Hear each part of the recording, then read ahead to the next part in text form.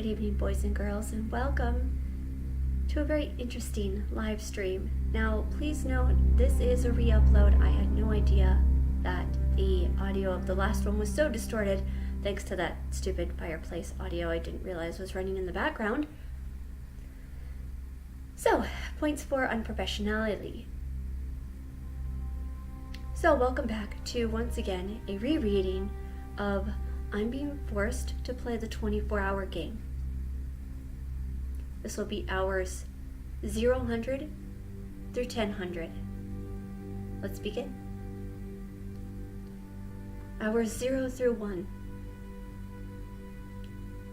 The rules are pretty straightforward. At least that's what I thought when I signed up back in March.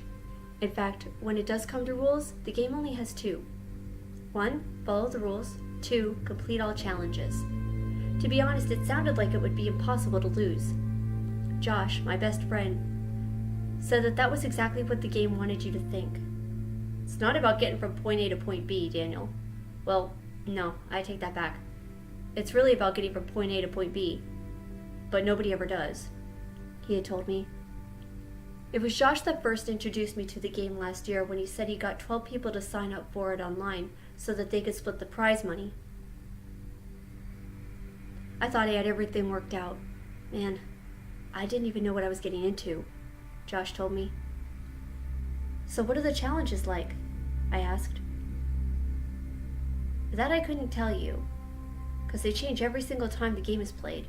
So do the rules, apparently, for that matter. And you don't get to know what those are until the game actually starts. It sounded pretty interesting back then, so I told Josh to sign me up too. Are you kidding? No, I'm not doing that. You've got a wife. You've got a kid. This game is not for you, he told me. It's just a silly internet challenge, Josh. Nothing more, I reminded him. I was getting frustrated with his attitude because I had a family. He thought that meant he could throw it in my face, all the fun and crazy shit that he could do that I couldn't. So I went online and signed myself up. To be honest, after that I actually forgot about it. Real life got in the way, whether it was losing my job or being evicted from... And my wife Marcy and I really didn't have... Or being evicted, and my wife Marcy and I really did have more important things to do than some silly online game. In fact, I even fell out of touch from Josh for a while after the move. I just didn't have time anymore. A few weeks ago, I actually found out that he died. Or at least that's what Facebook thread wanted me to think. No one had seen or heard from him in the last 6 months. 6 weeks.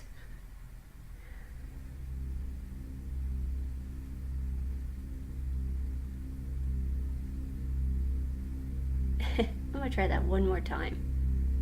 A few weeks ago, I actually found out that he died.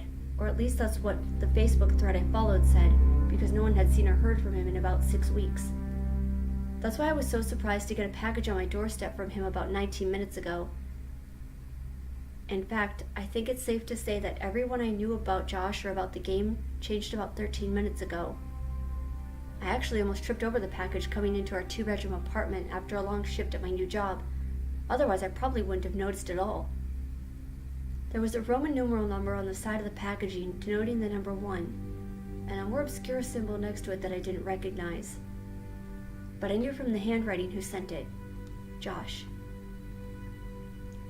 Curious and still a bit wound up from work, I sat down on the sofa and opened it up. There were 3 items inside. An unmarked cell phone that I guessed had to be some sort of burner, a VHS tape with the same Roman numeral, and a firearm. The chamber was fully loaded. I think it was the gun that made me feel the most nervous. But it was also the item that compelled me to scour my storage unit for the VCR. It took about 7 minutes for me to find the thing and another 6 to hook it up. The video came to life with a grainy image of my former best friend. He stared it straight at me, almost as though we were talking face to face. Hello, Daniel. I wish you hadn't done this. I really do. But now here we are and we can't go back, can we?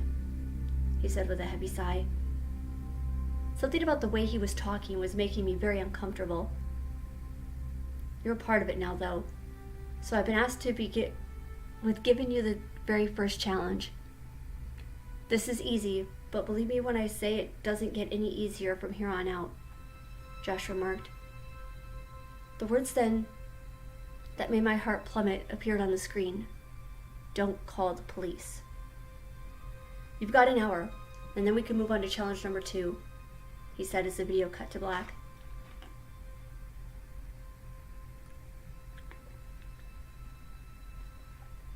I stood up and paced the living room trying to figure out exactly what the message meant. Then I moved to my bedroom to wake my wife and get some kind of idea on what to do.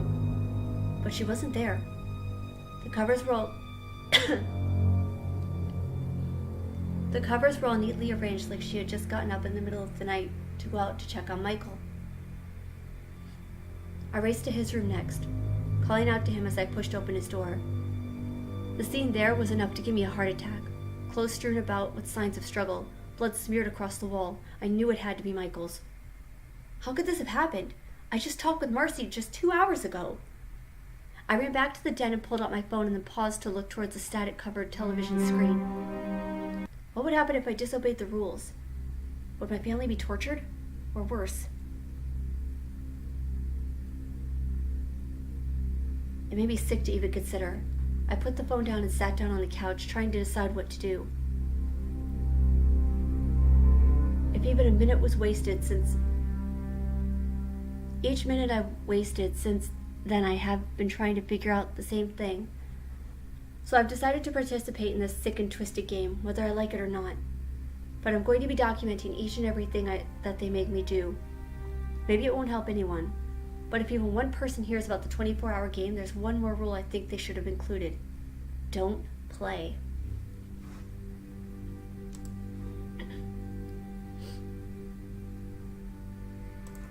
Very interesting start to this. Very interesting indeed.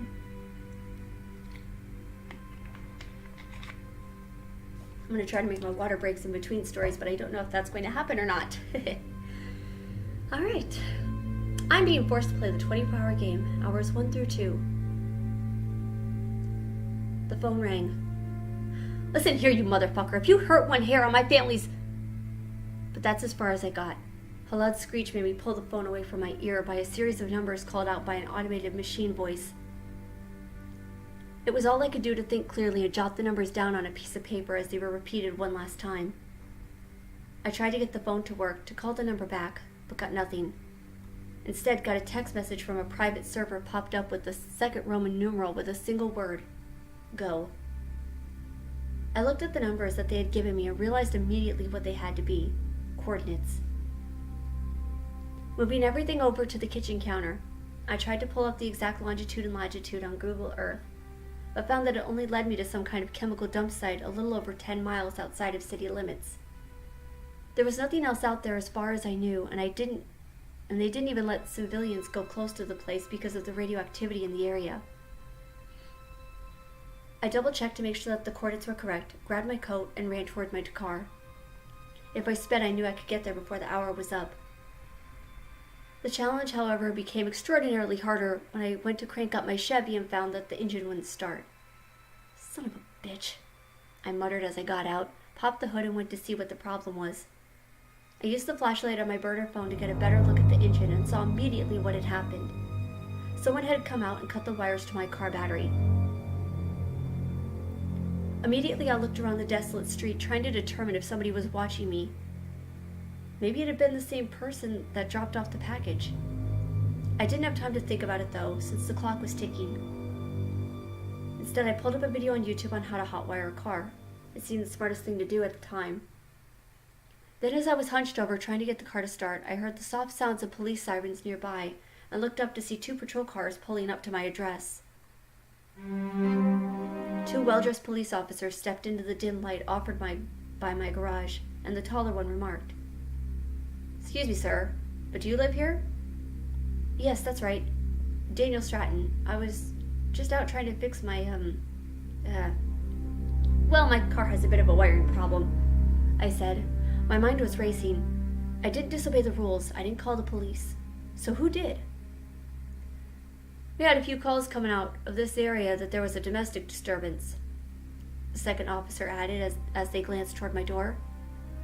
Is your wife at home? I felt my heart start to beat faster, and I thought about the blood smeared against my son's wall. No, her and my boy are spending a few nights at my sister's house. It's her birthday this weekend. I lied, trying to think quick on my feet. I had only 38 minutes left to make 30 miles. If I could make these cops leave, I knew I could get there in half the time. Mind if we step inside and look around your property? Officer 1 asked. I swallowed hard, my brain firing all 6 cylinders trying to find a convincing lie. It's not my place. I mean, not really. I just rent it. I told him and added, management is a little stickler when it comes to the rules, so I don't think they'd want you poking around without a warrant. The second officer spoke into the radio that was strapped to his shoulder to get some kind of confirmation from the station while I stood there nervously trying not to sweat. Are you planning on going somewhere this evening, Mr. Stratton? Officer A asked. Just doing a little fiddling. It's a hobby of mine. Calms my nerves after a long day of work. The second man returned and conferred with the first one before finally telling me. Alright, sorry about this, but it seems like there was another report made just 10 minutes ago and it was about your wife. It was by your wife. You'll need to let us in, sir. I told you, my wife isn't here, I said. Panic gripped me as I tried to understand what was going on. Sir, if you're refusing to cooperate, I can hold you for 48 hours just for obstructing the police investigation, Officer B growled. I sighed and reached into my pocket, pretending to pull out my key. Then I did the stupidest thing my entire life and sucker punched the cop, pushing him straight back against the window of my car. In a split second, the first officer reached for his taser and I was about to load it when we heard both the revving of an engine. We both turned our heads toward the street and saw a yellow Mazda screeching down the road. Officer A raised his weapon to keep from trying to attack him and was about to speak into the radio when the Mazda hopped the curve going at least 30 miles an hour and in 3 short seconds hit the officer, rolled right over top of him. I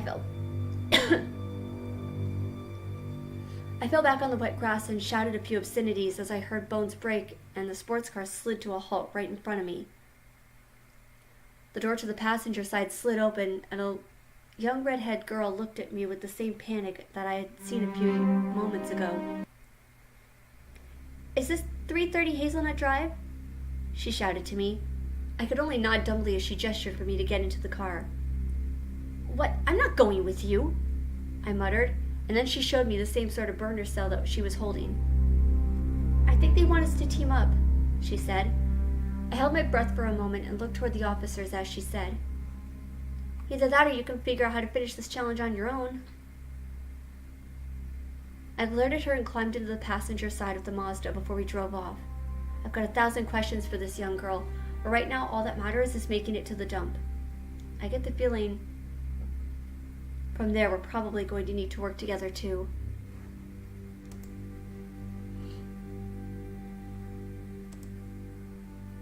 Interesting. Very interesting. I don't know about you. I'm taking a quick break for a second before I go on. But these series ones that have... Ooh, squeaky chair. Okay. I have a new setup and I'm not used to the chair yet. Now, I don't know about you, but these series creepypastas are very, very interesting, and I enjoy reading them because they have a sort of realism about them. This is the reason why I liked reading This Is Not a Test, which unfortunately I'm still waiting for the creator to post a new log, or the poster to post a new log. And honestly, now that I think about it, I think the name on This Is Not a Test is also Daniel. Very interesting. And this is not made by the same person. So, that's another thing. And of course, as always, the links to all these stories are down below because I need to give credit where credit is due. These are absolutely amazing hits. Otherwise, I wouldn't be reading them. Not to say others aren't. There's just too many for me to keep up with. Alright, the 24-hour game, hours 2 through 3. Melissa. She said her name as we pulled into the parking lot of the dump about 5 minutes before our hour was up. Her phone and mine pinged at the same time and we sat there in the dark with the same message. 3. Find the others. All right, let's get in there, Melissa said as she tried to turn off the engine to the Mazda. Hold on a second. Let's stop for a minute and at least think, I argued. What's there to think about? What do you need to know? Did I sign up for this dumb internet challenge thinking that it would be fun and games? Yes. Did they blackmail me into hitting those cops and bringing you here? Also yes. What else is there to say? Who did they hurt that you know? I asked softly. Melissa grabbed the steering wheel and let out a soft breath before muttering. Does it matter? I'm not going to waste time spilling my life story for some complete stranger when I need to finish this challenge and get back. She moved toward the barbed wire fence and kept any and all passengers just from slipping in undetected, and then toward the main gate about a block away from where we parked.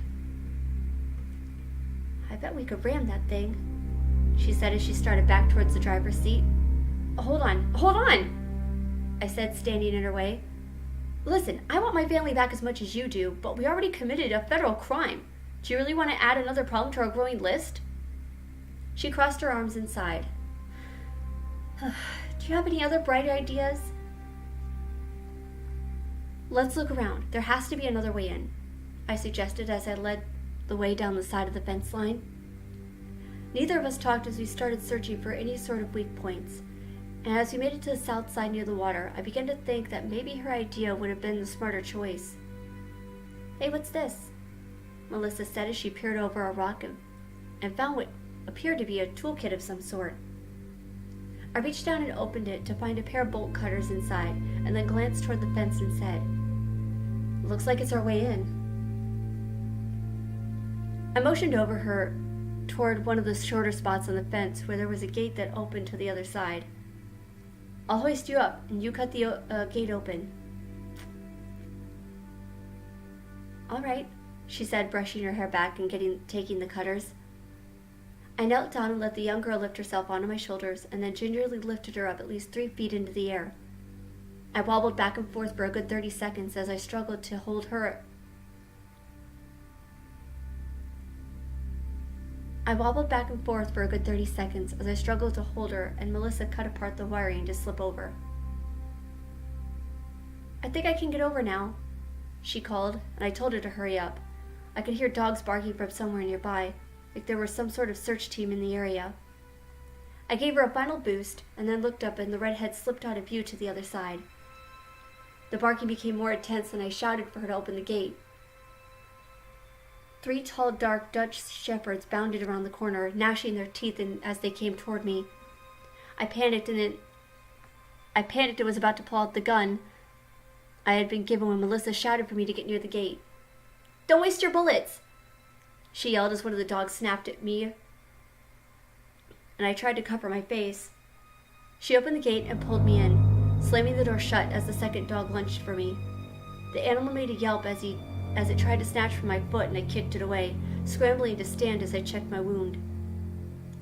"You'll be fine.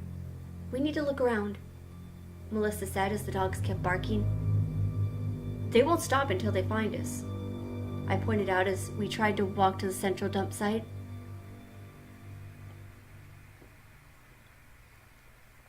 In the dim light of the moon, it was hard to tell what we were supposed to be looking for.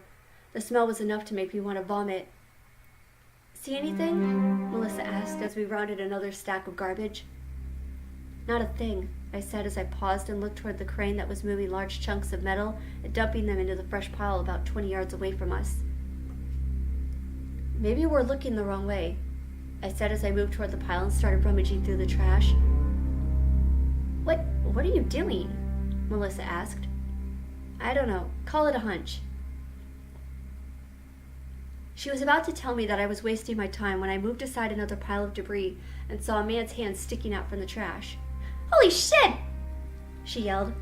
"Help me," I told her. Together we worked to pull the man out and then laid him on the soft ground next to the trash heap as he struggled to breathe. "We did it!" Melissa said excitedly, trying not to freak out. I knew she was nervous, though. The game had forced this man to bury himself in garbage, and if we hadn't found him in time... He coughed up sewage and blood and struggled to find words and pointed towards the heap again. My partner, he mumbled. My eyes widened as I went digging in, desperately trying to find the other person within the trash. 19 minutes later, I found a young man wearing a number 13 jersey in bright red. He was barely clinging to life. Are those the only ones? I asked the first man as Melissa tried to get the second one conscious. He was too weak to talk, though. I checked the time. It was only 23 minutes before the next challenge. Maybe then we would find out if we had managed to save some of these participants.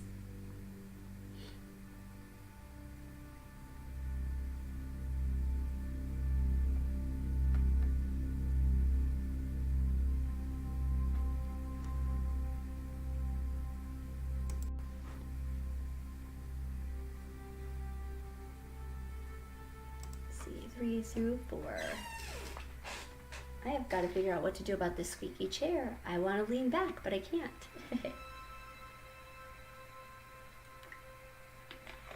I also realized that I'm... If you're following along with me, you're probably noticing that I am improvising sometimes. My brain is seeing the sentence and seeing the context of the sentence, but then making up words to fit the context, but not saying the exact words. You'll have to forgive me for that. I'm gonna sit there and play the pregnancy card here and blame the hormones, but yeah. So, back we go. I'm being forced to play the 24-hour game. Hours 3 through 4. Melissa was the only one who had brought her phone. But we spent the next 23 minutes moving the 2 men we had found away from the main site and towards the exit.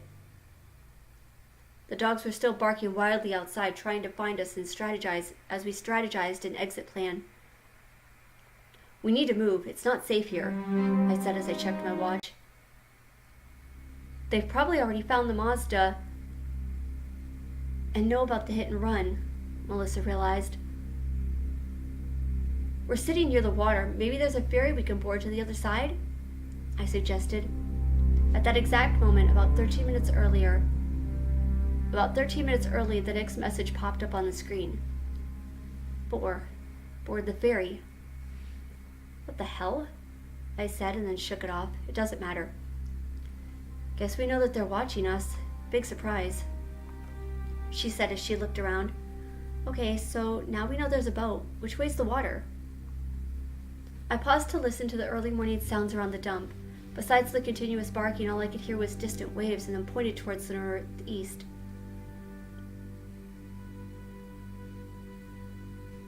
The man that was more coherent this time and was checking to see if his partner was also waking up. Wayne, come on, we've got to move, the first man said as he shook him and then cussed softly. We can carry him, I offered as I used my own body weight on one side and Melissa did the other. The man nodded and together we moved to the northeast gate. Melissa used the bolt cutters again and then pushed the gate open to make it to the rocky beach. I fully expected there to be some sort of ship anchored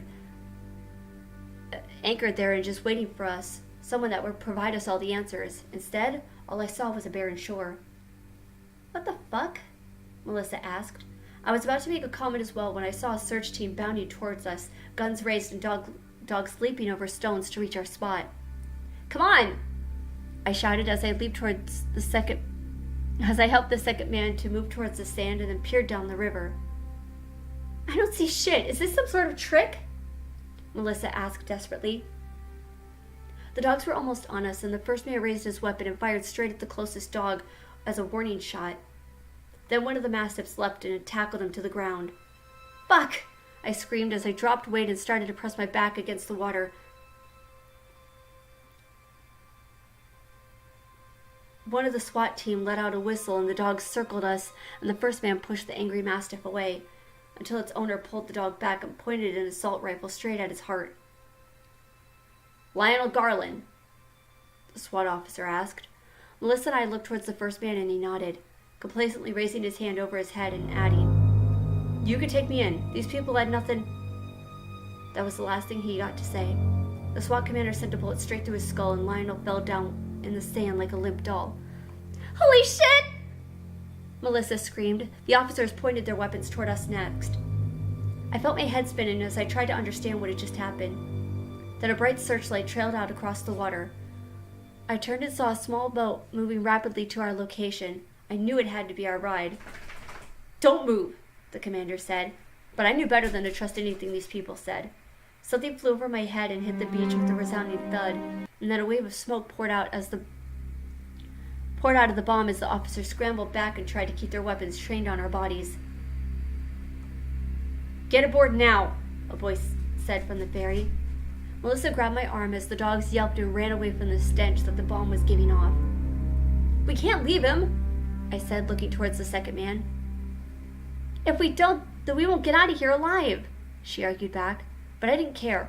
I pushed towards the second man and grabbed him by the arm, hoisting him over my shoulder as I saw another man trying to aim at my back.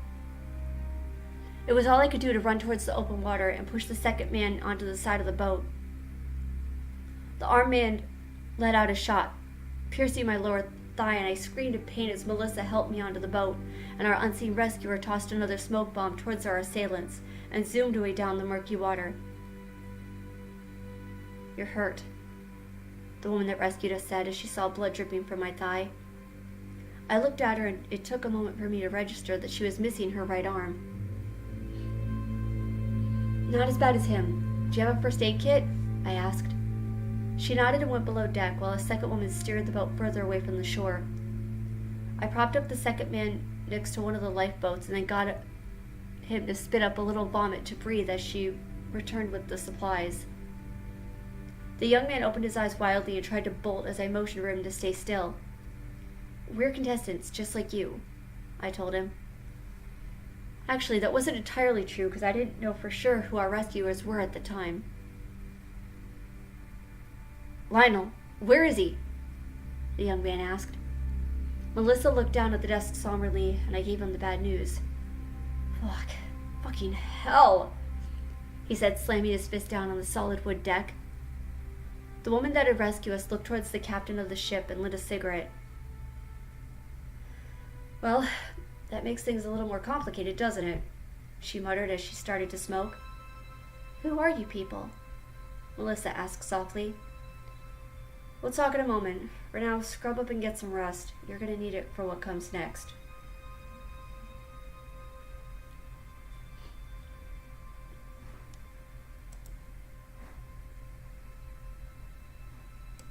I also realize that I keep changing voices for these guys.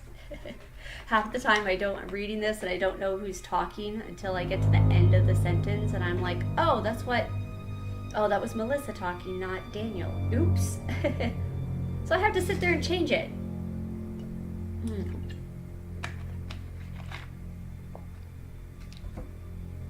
All you up-and-coming, aspiring voice actors and narrators out there, always have water handy when you are making really, really long reads.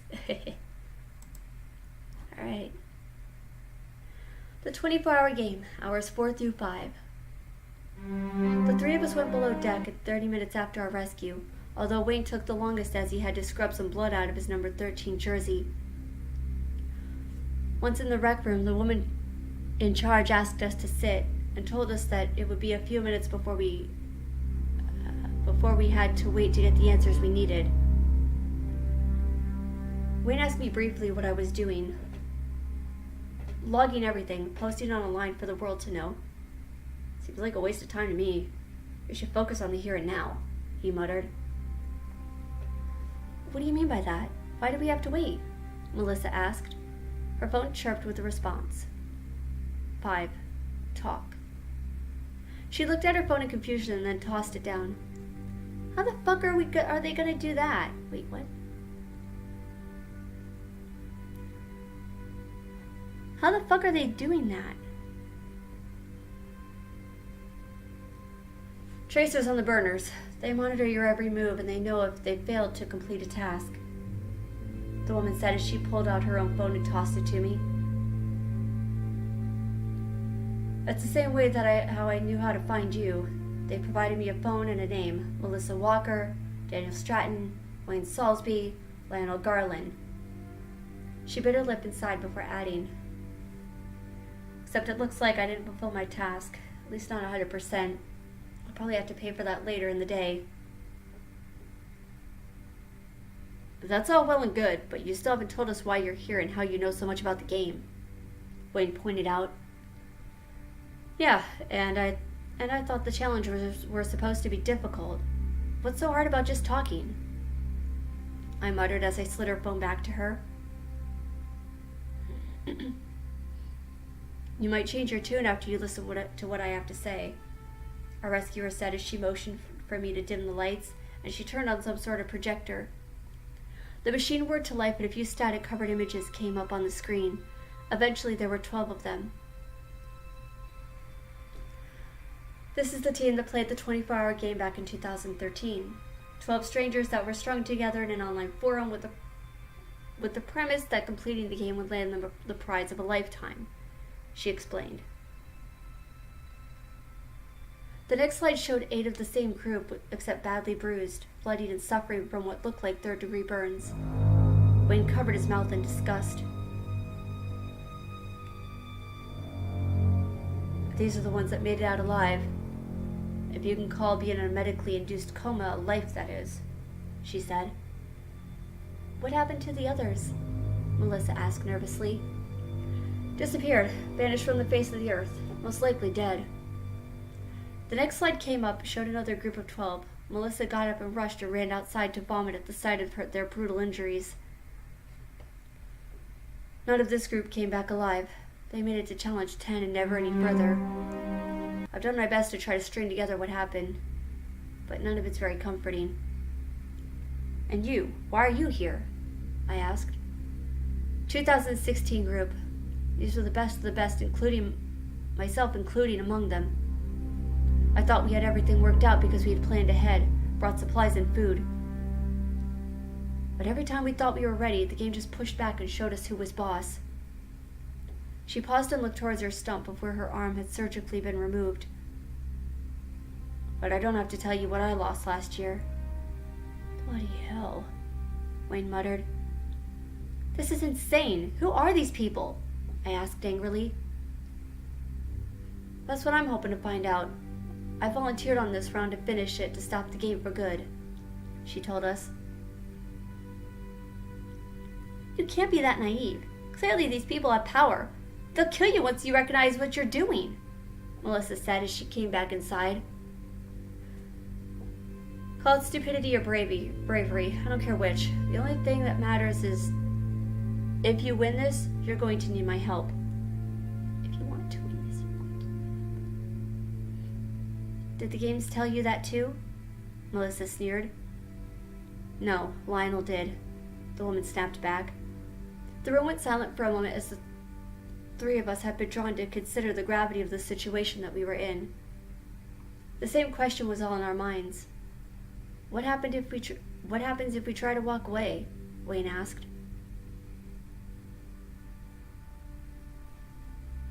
"I would think you would already know that, Mr. Salisbury. Whoever or whatever they did to you to make you get this far, they'll take it away. Forever." I thought about my family. "You really think we have a shot at winning?" I asked nervously. "If we work together, we could certainly try. I've only gotten as far as round 14, though. That's when I had to take my losses," the woman answered as she looked towards the others. "Now maybe you see why it's not so easy to talk," she added. Melissa got up and walked out again, clearly disturbed by this sudden turn of events. "Well, I'm in, definitely. I want to honor Lionel to see this thing through to the end," Wayne said. "Me too. I have a family that they took from me, and I'm not going down without a fight," I said.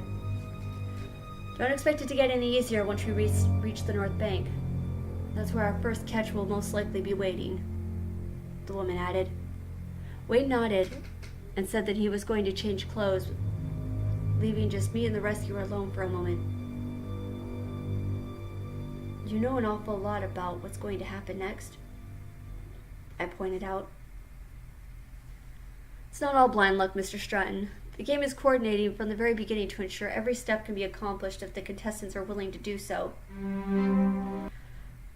Typically, the people they dupe into becoming participants are all around the same area, same time zone to keep the schedule organized. That means they'll most likely be using the Appalachian Mountains as the staging ground for whatever happens next, she told me. Sounds fun, I quipped. Most likely not, she said in no mood for jokes, and then added, Heather Bradley, by the way. I hope I can count on you and the others in the hours to come.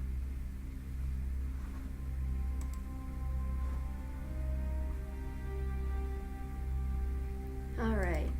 I kind of wish that Reddit would make these pages line up in order, because some of them are like a little out of order. Like I'm looking at the page and I'll have hours, like hours 4 through 5, and then right above it or below it will be like a different hour set, and it throws me off a little bit. Which that's not the poster's fault. That's that's Reddit's fault.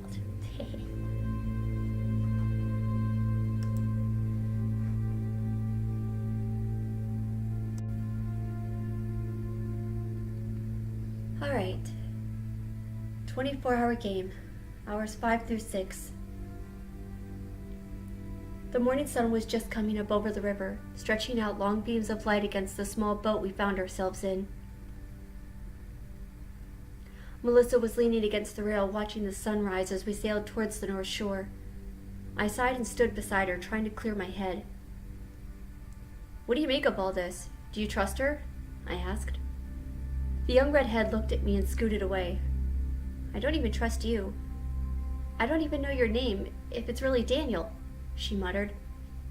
What? What's gotten into you? Just facing the facts. We're in over our head. I didn't expect this. I just wanted to... She started to bawl and shake her head before reaching into her pocket and taking out her burner phone. I don't give a damn about what happens anymore. I'm done! She snapped as she tossed her phone into the water. Hey, what's gotten into you? I asked.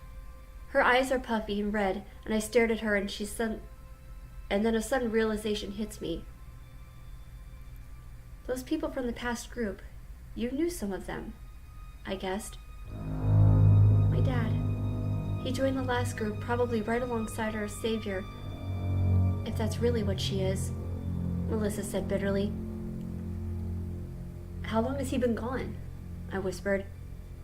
At least 9 months, maybe 10.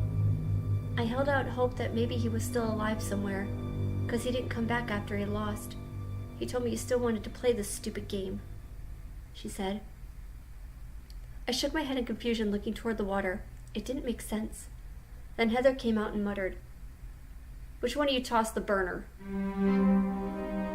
Melissa sheepishly looked up, and Heather showed me the new message that she had been given.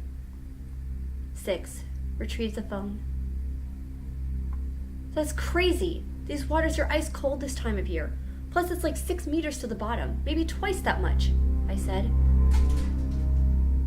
You don't think I don't know that? But it's what I have to do. If we don't, this game is over. No catch, no further instructions. We lose everything. Heather scowled.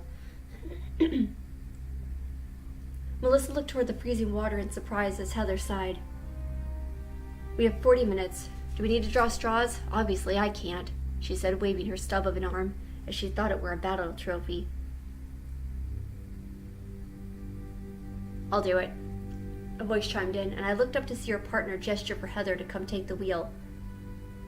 Celeste, you can't. You'll catch hypothermia if you're in the water for longer than 13 minutes, Heather argued. 19, actually. And we came prepared for all kinds of situations. I don't see how this one's any different, her partner said as she took off her turtleneck and stretched it for a minute.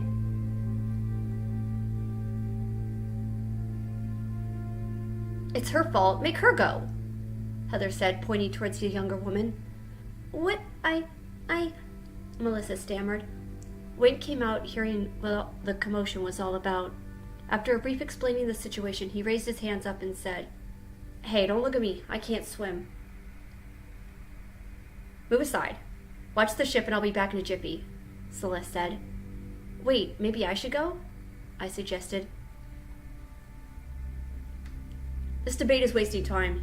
You've still got a fresh wound that needs to heal. Freezing water will do more than harm than good. Celeste ordered as she got down to the bare minimum in clothing to keep from being too heavy. Then Heather took the wheel and steered the boat as close to the spot where Melissa had dropped her phone before allowing her partner to jump overboard.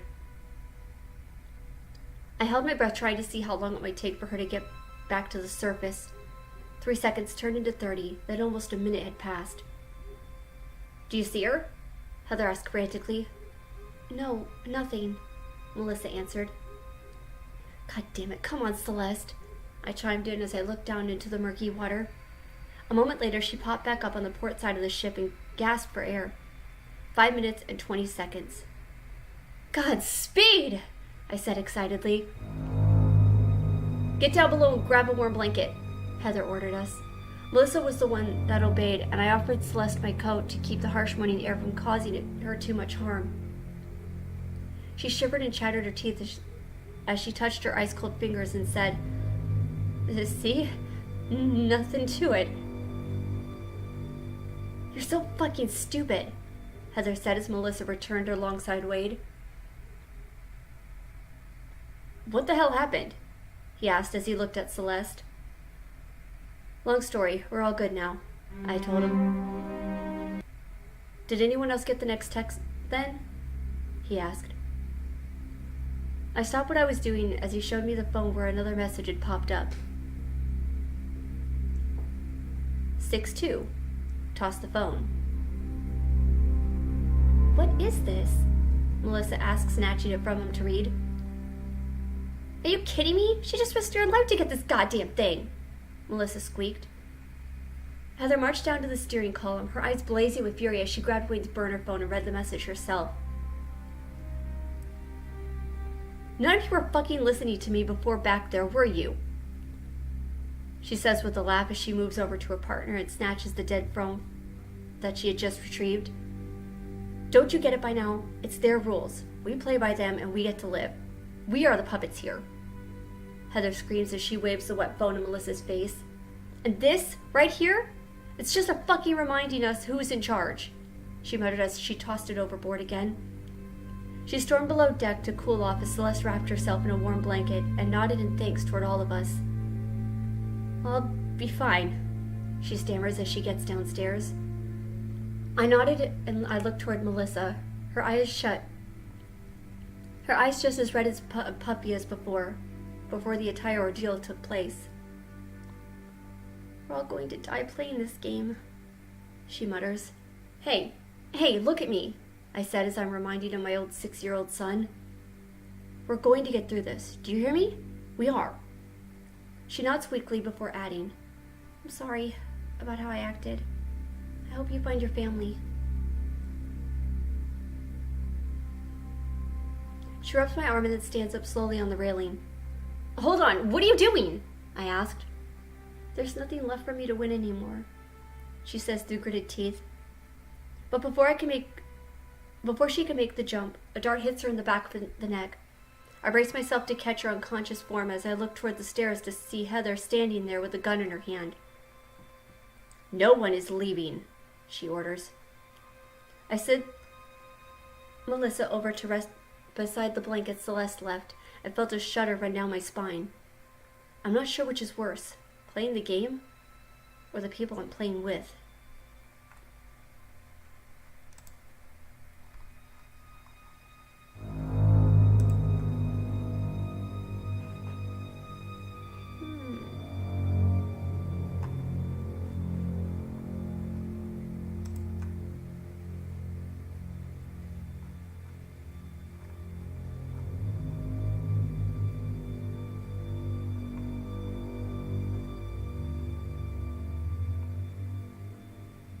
Gonna take me a second to find it. I lost my page. All right. The 24-hour game, 6 through 7. It's around 6:10 when we reach the shore, a wide range of Appalachians stretching out in front of us with the raw beauty that under normal circumstances I probably would have enjoyed seeing. But these aren't normal circumstances at all. I'm cold, tired, and hungry, as I helped Melissa get off the ship and follow our new leader towards the rugged sandy shore. "We haven't gotten any new instructions yet," Wade pointed out as he stretched and looked towards the winding forest. "It won't be long now," Heather remarked as she looks about, seemingly checking around for something hidden in the sand. A moment later she spots it and digs out a large metal chest. In some ways it reminds me of the one that the items I had received earlier this same day. She opened it up, and to my relief I saw food inside, along with the note. "Number 7, eat." "I guess this is our reward for good behavior," Celeste says as she drops her backpack and takes out one of the sandwiches. Heather seemed nervous, looking around the isolated bay as though someone was watching us. "What is it?" I asked. "This doesn't feel right. The game never goes easy on anyone. Never. It's almost an unwritten rule," she said. "Maybe it did it because we followed through with the last set of instructions. And we've been handling the challenges pretty great so far, in my opinion," Wayne said as he started to munch on a sandwich. "That's just it. This is a challenge. That means there's something else besides just eating a damn tuna sandwich," Heather said. Wayne seems to mull over this for a short moment, and then suddenly his eyes grow wide and he drops his food onto the sand. Fuck, he says rapidly as he grabs his windpipe. "Daniel, drop the damn phone and help me. He's having an allergic reaction," Heather ordered. What happened over the next 19 minutes seemed like a stretch longer than it could have possibly been. I ran over to Wade's side to check the sandwich, trying to figure out what the ingredient he might have been allergic to, and then Celeste shouted, "There's an EpiPen on the boat!"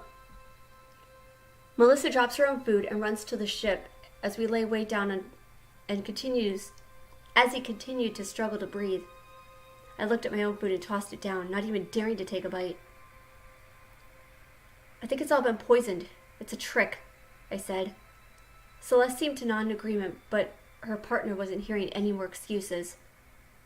Heather clenched her teeth and then muttered, "No, it's more than that. It's another damn test. We have to finish the challenge. We have to eat."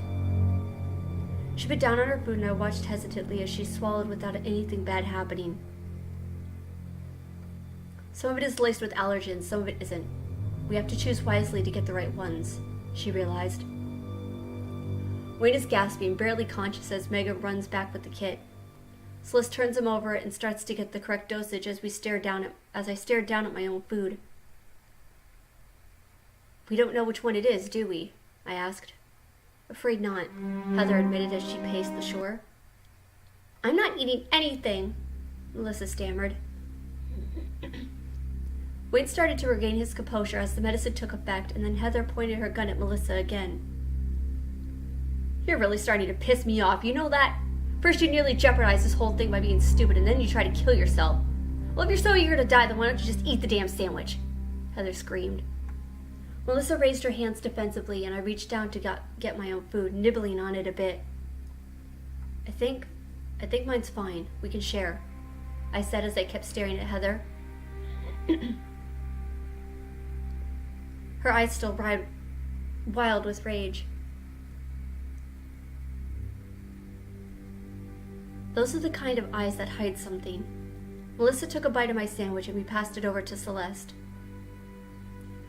"Well, now we know 2 of them aren't laced with anything toxic," I said. For the next 10 minutes we took turns biting the same sandwich to get a little strength back. I offered Wayne the most after he was finally able to breathe clearly. "I'm scared that it'll just come back up," he said. "We all have to do it. You know the rules," I said. I didn't want Heather to have another tirade, so Wayne nodded sullenly and ate. The silence that followed over the rest of the hour was deafening. But one thing was abundantly clear as I sat there and stared at the 4 strangers that were alongside me. None of them seemed to really know what was going to happen next. "I guess there was no catch this time," Celeste said in frustration. Heather didn't bother to make a reply. Then almost 45 minutes later we heard a strange noise coming from the north and looked toward the mountains. It was a black helicopter, most likely from the same SWAT team that had attacked us near the dump. "It's another assault!" Melissa shrieked. She was about to get up and run when Heather held her back as we all watched as something was tossed out of the side of the helicopter.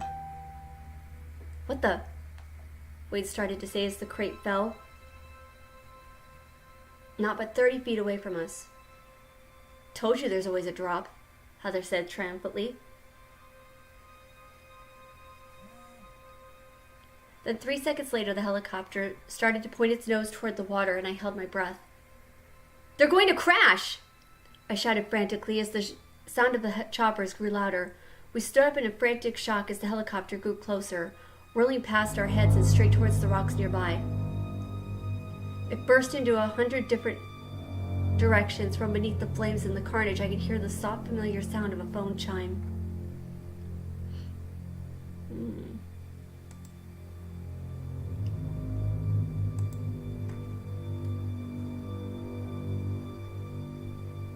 Can't even eat without getting in trouble. This is... that's bad.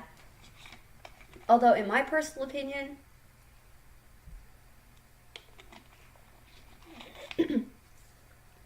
my personal opinion is we do not have any mention on Wayne.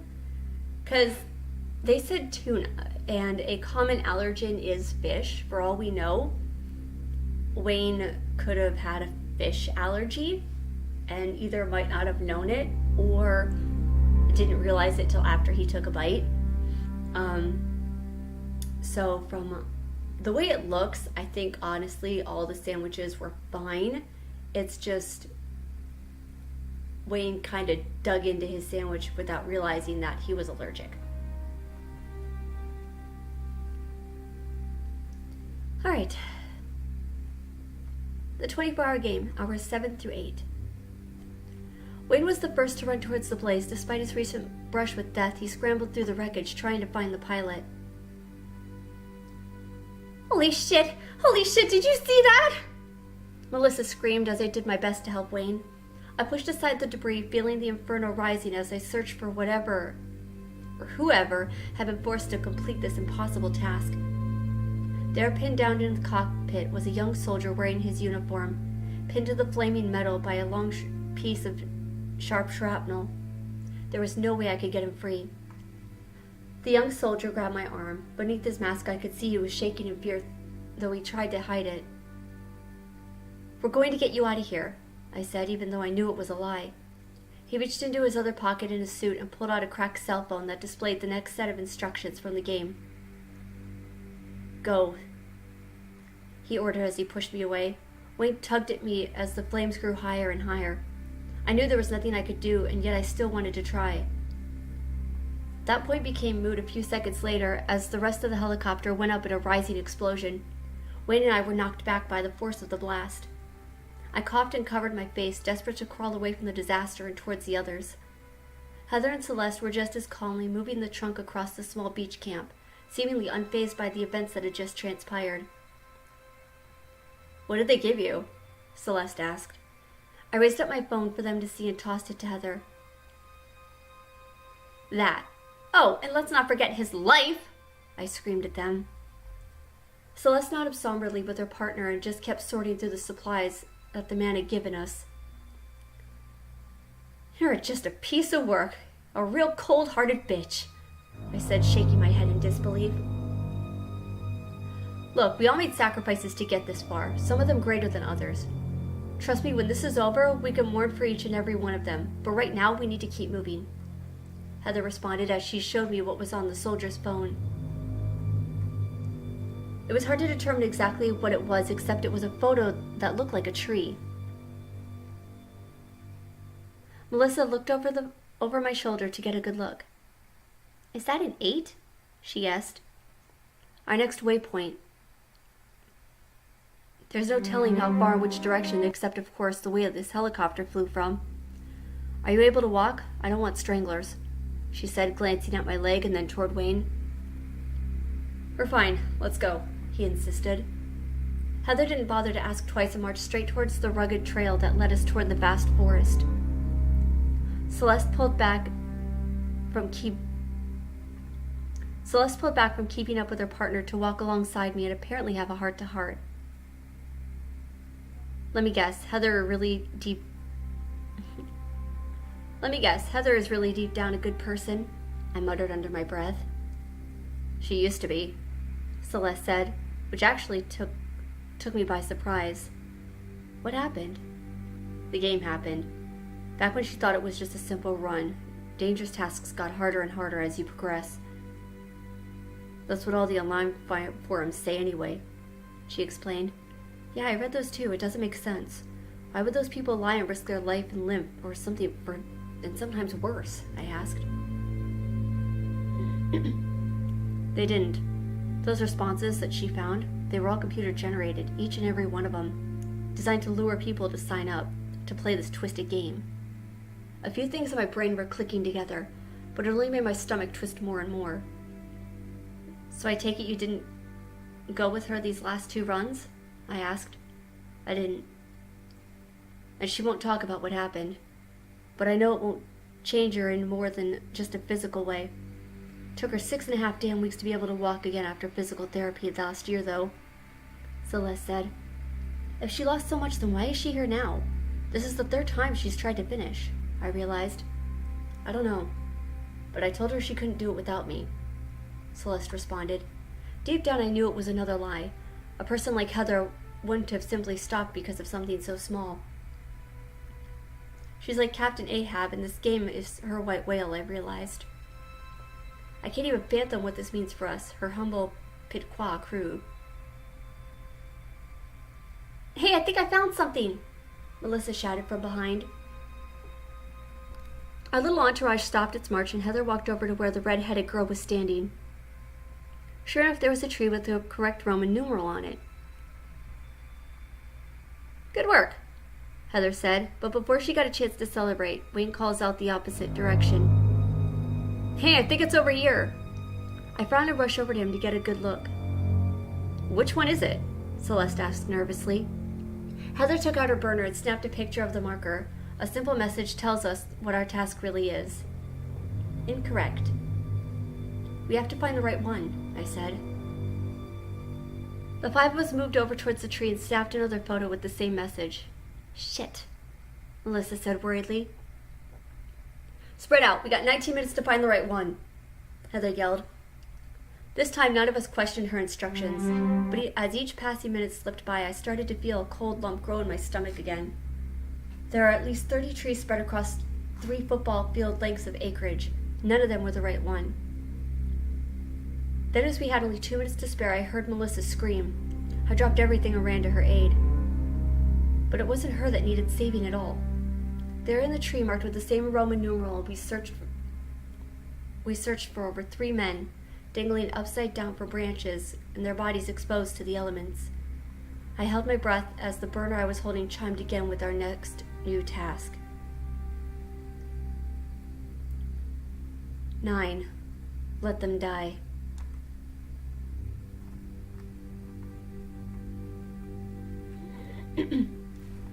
Well, that's unfortunate. That shouldn't be too easy. Just walk away. I mean, honestly, these 3 men, if I didn't know them, they weren't important to me. I would just, walk away. Hey, sorry, bye.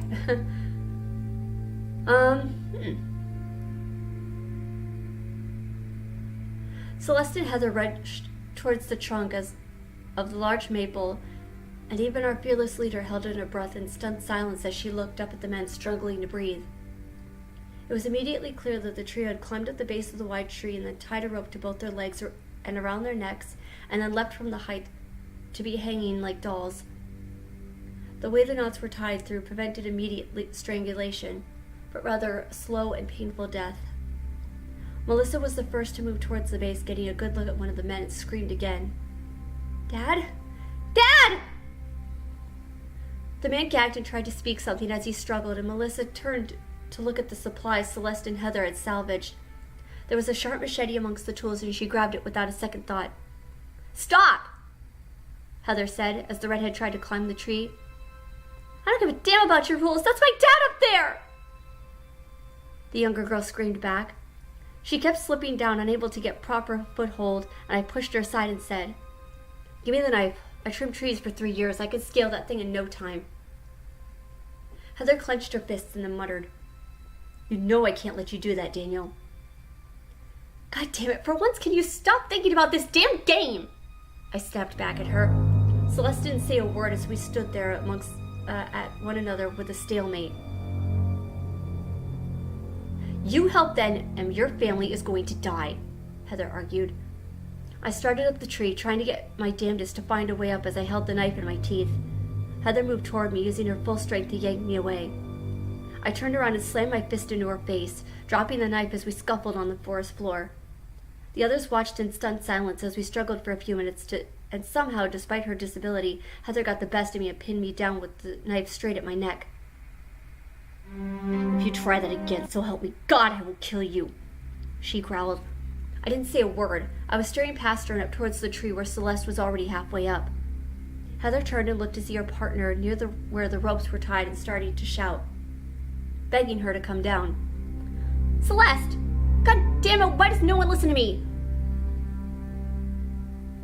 I held Heather back as Celeste goes to work, trying her hardest to slowly cut the ropes as Melissa and Wayne moved over to the supplies. There's a blanket here. We can use it to catch as they fall, Wayne suggested. A fall from that height is going to break a few bones, Heather pointed out. At least they'll be alive, I countered as I pushed her away and moved to help the other two stretch the blanket out. She just stood there looking exasperated as Celeste continued to cut, the men barely hanging on to consciousness as she did. Finally, the rope wore thin and Melissa's father fell down towards us in 3 short seconds. I gripped the sheet as best I could to help soften the drop. But as Heather predicted, all I heard was a loud snap of bones as his body crumbled to the floor. Melissa screamed again and rushed to her father's side, trying to see if he was even conscious. For a second there was no response out of him, and then bruised and battered, the man coughed up blood. He's alive! He's alive! Melissa stammered. Celeste was busy trying to cut the other ropes when Heather moved toward the second man and said, This one's already dead. Her partner checked the last man to confirm the same thing and then climbed down to where Melissa's father was struggling to breathe. I'm a nurse. Let me see him, Celeste said as she got close, taking what little medical equipment she had available to check his lungs first, and muttered, I don't think he's going to last too long. Melissa grabbed his hand. Her father started to sob as they lay next to each other. There's nothing we can do but give him some mercy, Wade suggested as he turned to Heather to ask for the gun. And for once I met her, I saw hesitation in her eyes. He's going to die anyway, Wayne argued.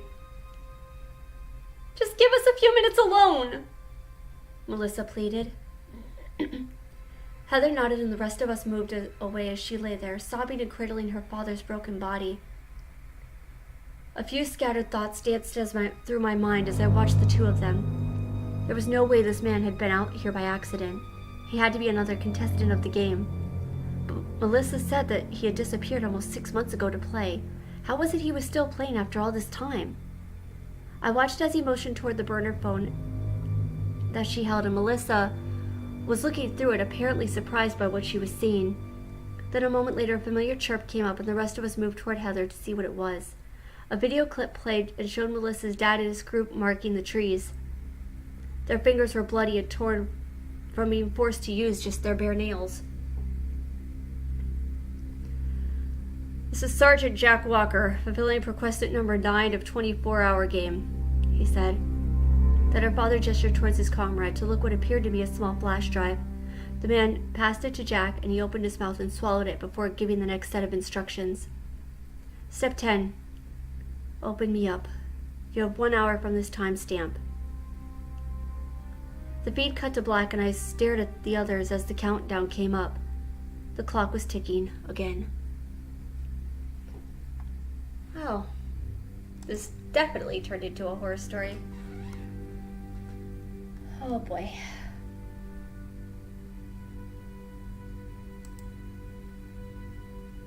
Alright, so before I begin, this is the last chapter.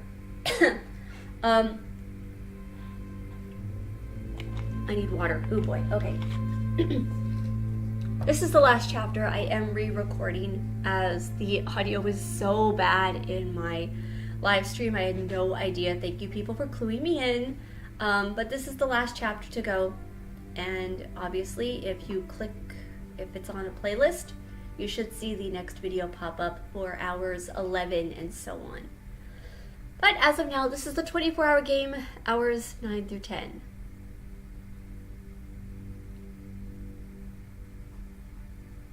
I think.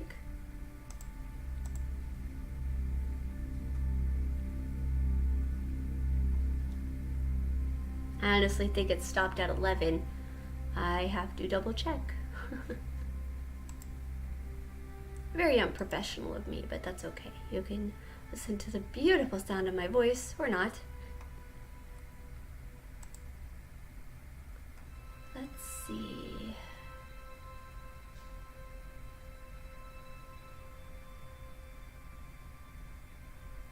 Why do I have two? Hours 11 through 18 and 11 to end.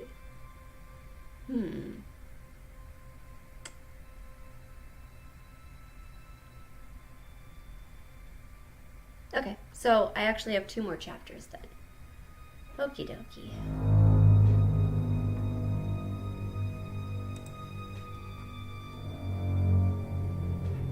It's been almost 10 hours since I started this game. 10 hours and 14 to go. I know it's going to be coming after this. I'm not ready. I know it's not going to get any easier. The only thing keeping me sane is the hope that my family is alive somewhere, being held captive and waiting to be reunited with me after I finish all these damn tasks.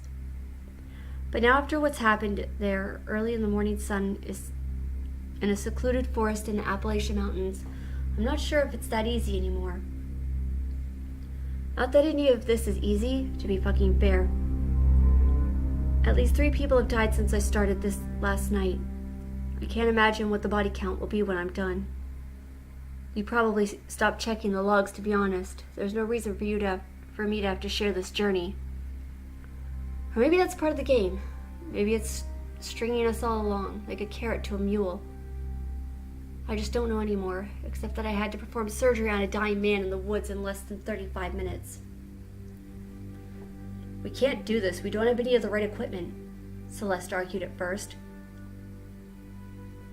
We'll have to use the hunting gear, Wayne suggested. Maybe we should let him fall asleep first, Heather said, reminding us all that the man was about to die. Let him have these last moments in peace, Melissa sobbed. But I already know better. The game is forcing us to complete another impossible task. I was about to make another final decision when her dad spat up more blood and touched Melissa's cheek. Do it, he said in a frail voice. She clenched his hand and sobbed as we stood over him. Then Celeste knelt down alongside him and asked a few simple questions. How long ago did you swallow it? About an hour and a half ago? She stuttered. Where does it hurt the most? Where the least? She then took a deep breath and motioned Melissa and I to hold him down. It's probably still in his stomach, she realized as she gently pressed the area, trying to feel around for it. Won't something like that be devoured by stomach acid? Wayne asked from afar. He seemed more uncomfortable than all of us as Celeste made the first small incision right below the man's belly button. Not likely. If it passed through his intestines, it would have gotten stuck there, Celeste said as she started to cut deeper. I don't want to remember his screams. They were low because he was of the collapsed lung, but still every cut she made was causing more and more excruciating pain to the man. Melissa squeezed her father's hand as tight as she could as Celeste went deeper. He stopped screaming, his body spasming as he went into shock. Stop! Please stop! Melissa begged. Heather moved over and pulled the redhead away. It's killing him! Melissa screamed. Heather couldn't hold the girl, but already Celeste had proven successful. A pool of the stomach acid dripped out onto her bare palm, and she began to stick her hand into the open body cavity. Again, Melissa's father moaned as Celeste searched, more of his acid spilling out, like she had just gutted some wild animal. Melissa kept screaming as her father's eyes rolled back, and Wade moved over to get her away. He's gone. Stop. He's gone. Wade insisted. I looked toward its mouth and watched as her father took his last breath. Still, even after that, Celeste didn't stop her search. In fact, she just went after it with more fervor than ever before, now that she knew he wasn't causing him any more pain. Melissa sobbed helplessly as the nurse carved into her father's stomach completely, and I heard a rib crack as she pushed it open all the way, and all of the acid pulled out onto the forest floor. From the middle of that, Celeste spotted what she was looking for. I'd snatched the small flash drive up, holding it like a trophy. But none of us had much to say as we stood there staring at the man we hardly knew that had lost his life because of it. "Can we?" Melissa said as she finally came to grips with the reality. "Can we give him a burial?" Heather nodded slowly, letting Celeste, and I used some of the larger tools to dig a shallow grave. I knew it wasn't a proper burial, having him left naked and exposed to the elements. I looked up at the swaying corpses in a tree and realized that it might be a bit better than the fate of his comrades, and that maybe no animals would come along to disembowel the body any more than we already had. Celeste recited a Bible verse and walked over to Heather. Wayne didn't say a word. He just slowly and silently made the symbol of a cross over his chest and moved away. Melissa just sat there, staring at the man who had raised her. I knelt down next to her, fully expecting that silence to continue. Instead, for some reason, I can't fully explain, the young girl started talking, and I listened.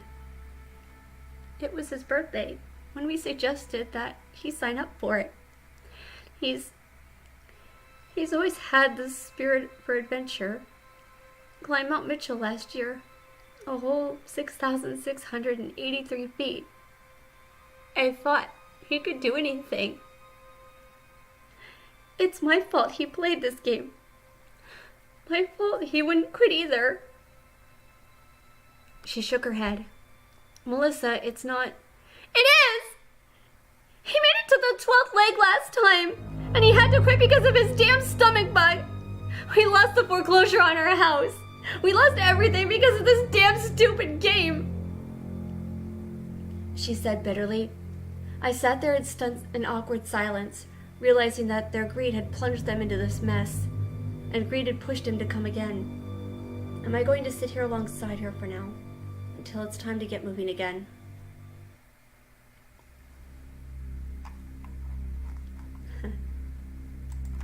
Wow.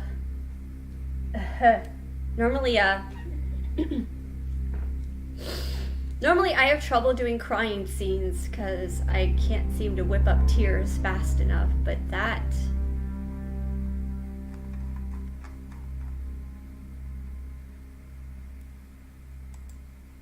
was sad. I feel really bad for Melissa. Having lost my dad myself back in 2011.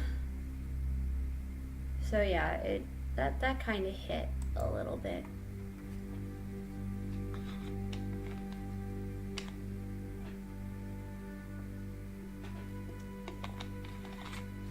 Alright, this is the final chapter. Alright. The 24-hour game, hours 10 through 11.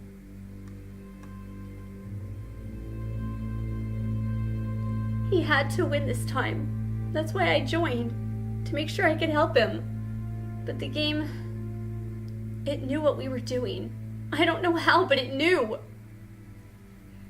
That was the last thing Melissa told me before we had to get moving again. Heather and Celeste both were certain that it wasn't safe any more near the grove where we found the three men. I can tell Melissa barely had the strength to walk, let alone to answer the rest of the questions I had. But I knew that some of those answers would be on the flash drive we just extracted from her dead father's stomach. I voiced those concerns out loud and muttered, "What do you think is on this drive?" "I don't know," Celeste responded, looking for Melissa for response. "It's almost 10:30. We need to take a minute to rest before we get to our next task," Heather told all of us as we stopped near a babbling brook. None of us objected, and I got down on my hands and knees to scoop up the clean water as I washed the blood off my hands and then took a drink. The burner phone we had taken from the helicopter chirped as I washed my arms. "What does it say?" Wayne asked. Shit. Heather was the one to say that, and it immediately got me worried. I stood up and checked the message myself. Number 9. No, 11? Run. I don't want to know what that means, I muttered. The 5 of us looked around at the quiet words again, trying to anticipate some sort of danger. "Which way do we go?" Wayne asked. I was about to make a suggestion when I heard a noise from the east, the way we had come. It sounded like a gentle rumble, and then I saw smoke rising over the tops of the trees. There were helicopters moving off in the distance.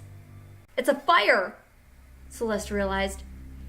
Heather grabbed the backpack as Wade and I got our supply crate.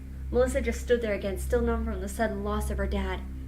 I dropped the crate as I heard the roar of flames getting closer and moved to tug at her arm. "We have to go." "Why? What does it matter?" she said angrily. "Don't do this again. Not now," I urged her. The fire was almost to us. "I don't have any reason to keep going. Same as before, really. It's ironic. I waited 6 months to get my dad back, and then only for a few minutes to watch him die." Melissa laughed. "Just leave her," Wayne complained. I shook my head and looked toward Heather, who was already bounding over to the next ridge. "Your dad wouldn't want you to die here in this place. He would want you to keep going, to fight for as long as you possibly can," I told her. She was starting toward the raging inferno like she was enticed by death that it offered. But as soon as the tree smashed down near her face, she broke out of her reverie and grabbed at my arm. We had wasted enough time and the blaze was surrounding us, and I grabbed the supply crate alongside Wade. We moved toward the north, and my eyes searched the forest for Celeste and her partner up ahead. The inferno got stronger, pushing out towards the exterior of the trail. Somewhere above I heard a roar of engines. More helicopters? Maybe part of the team of the young soldier I'd been on? They were the ones dropping firebombs on us from ahead, and our 5-some group up again near the ridge. I wondered just how many people this game had been manipulated to play. "We're gonna have to climb," Heather realized as she slung her backpack over her good arm and slowly pulled off to the side of the rocks. Celeste was right there alongside her, doing her best to help her partner reach each foothold as the inferno surrounded us near the ground. "We can't get the crate up there," I realized as I dropped it and started to rummage through the supplies to see what we could carry on our own. I grabbed the rope and another knife and motioned for Melissa to climb alongside me. Then I passed the rope to Wade, and he seemed the most agile to get up to the top first. I could feel the fire scorching my skin as we climbed. I heard Heather scream out as she nearly lost grip. Then Wayne reached the top and tossed the rope to the rest of us. Celeste made sure her partner went first, and I hoisted Melissa up above me as the raging inferno singed my back. I closed my eyes, flashes of Marcy and Michael crossing my mind as I thought that this was the end. Only sheer willpower kept me going. I climbed because of them. Their lives depended on my success. I stumbled over the edge, and I reached the flat surface of the rock and faced Heather of the rock face, and Heather helped me and the rest of the way. The two of us collapsed as we caught our breath. No one said a word for that long moment as we recovered and watched the blaze rage below. Then the phone chirped again. Another impossible task. Fuck, can't we ever get a fucking break? I asked as I turned to the others to ask what it might be. But none of them seemed willing to even make a sound. "Well, what is it this time? Please someone speak up!" I shouted. Step 12. Congratulations on making it halfway through the day. Now it's time to take it to the next level. Eliminate one of your competition. Celeste said, reading the message aloud. I stood there looking toward them and knew immediately what the message meant. One of us wasn't leaving that ridge.